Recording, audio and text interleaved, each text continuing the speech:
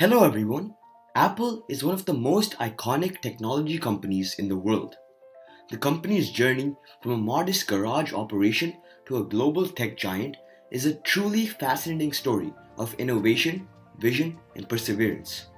Let's understand this all in today's episode. So, the roots of Apple can be traced back to the friendship between Steve Jobs and Steve Wozniak, who met in 1971 through a common friend. Jobs was a high school student and Wozniak was an electronics enthusiast. Both of them shared a passion for technology. Despite an age gap, their friendship persevered mainly because of their common interest in technology. In 1972, they collaborated on a project they called Blue Box. This was supposed to be a device that would allow its users to make long distance calls mimicking the tones used by the phone companies.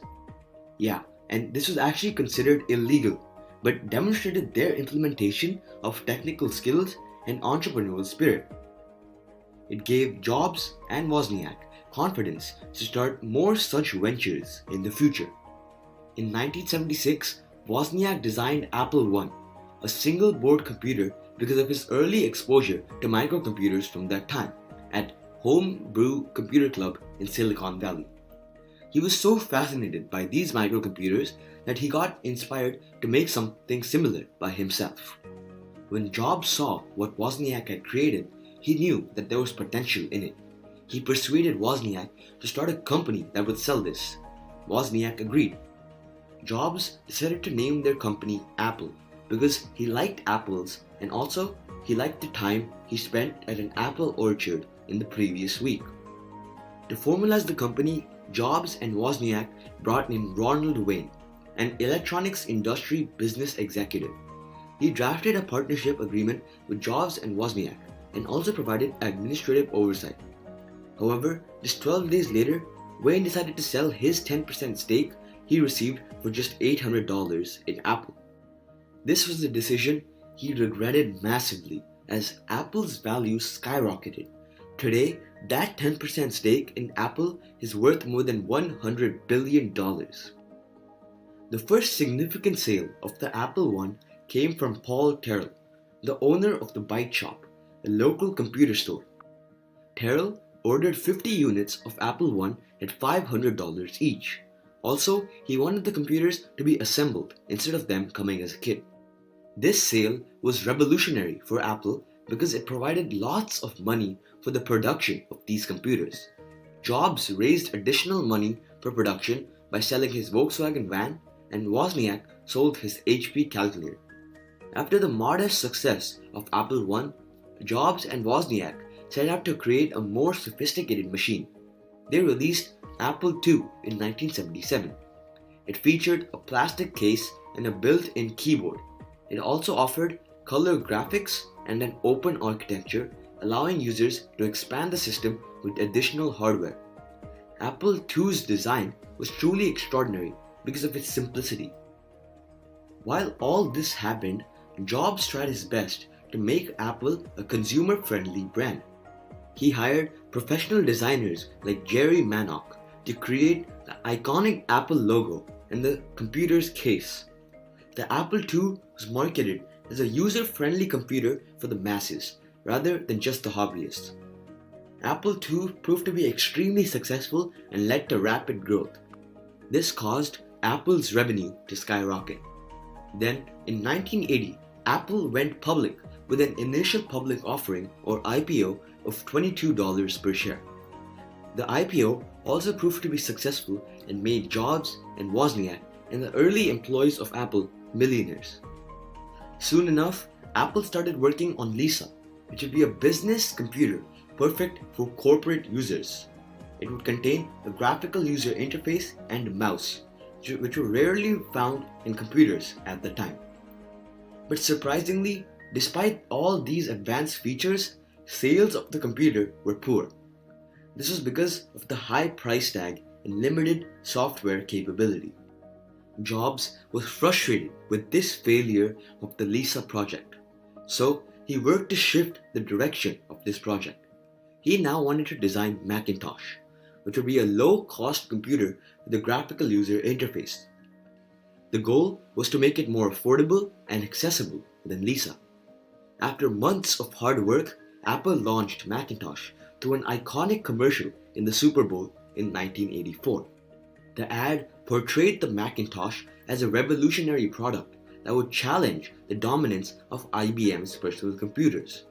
But despite the innovative design and the initial excitement, Macintosh had several issues like limited software availability, the lack of sufficient memory, and the high price compared to other PCs. The disappointing sales led to conflicts between Jobs and other executives. The tensions between Jobs and CEO John Sculley were continuously escalating.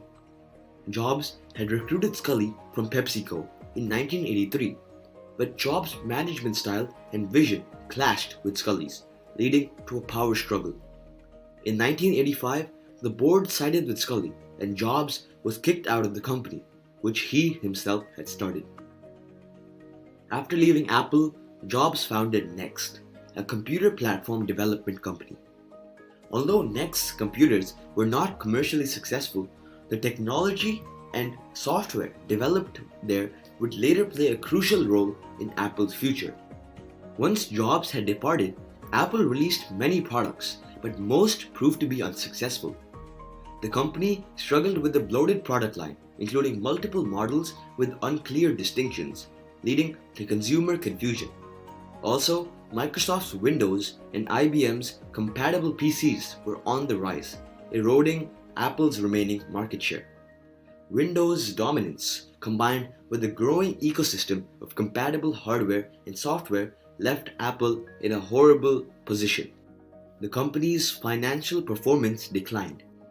In 1997, the company was on the verge of going bankrupt, when suddenly Microsoft, Apple's arch-rival, invested $150 million to save the company.